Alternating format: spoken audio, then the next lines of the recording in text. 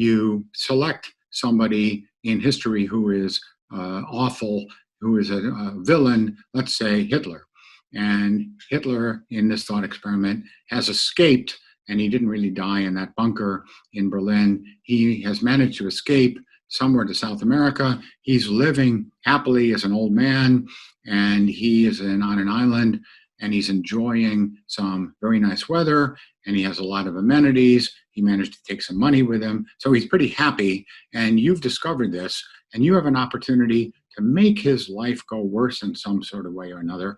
And so he's on an island, and you can stipulate that on this island, it has one side that has excellent weather and another side that has terrible weather, a lot of rain, and you have an opportunity in some way or another to make it the case that Hitler is on the side of the island with the terrible weather. So you have a magical button that philosophers always have in their pockets that will somehow rotate the island, and you can make the island rotate in such a way that Hitler suffers from terrible weather rather than good weather. And then the question is whether you have any reason at all to push this button and make Hitler's life go worse than it otherwise would go. And it's really crucial with this thought experiment to keep in mind that no one else is going to be made better off by your decision to make Hitler's life worse off. No one is going to be better. None of his victims are going to know about this.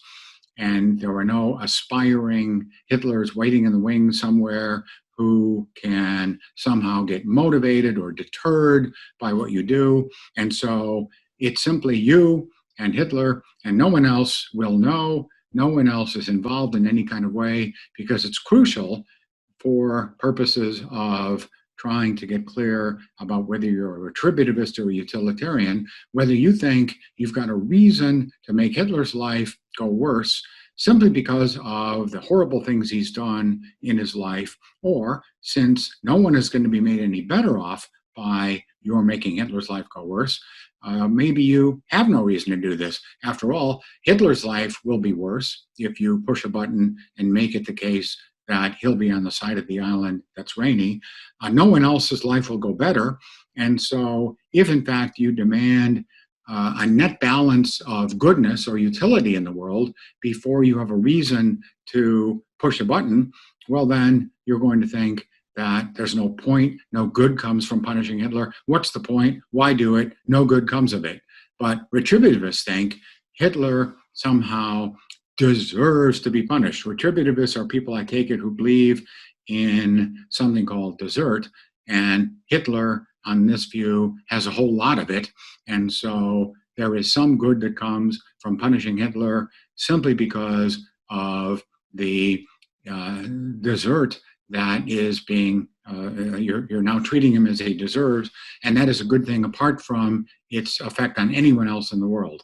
And so there's a lengthy thought experiment. You can adjust it in any of a number of ways to make it more realistic, but the general idea is whether you have a reason to make villains worse off simply because of the villainy they've perpetrated in the past, without it being the case that anyone else's life is going to be better off in the future.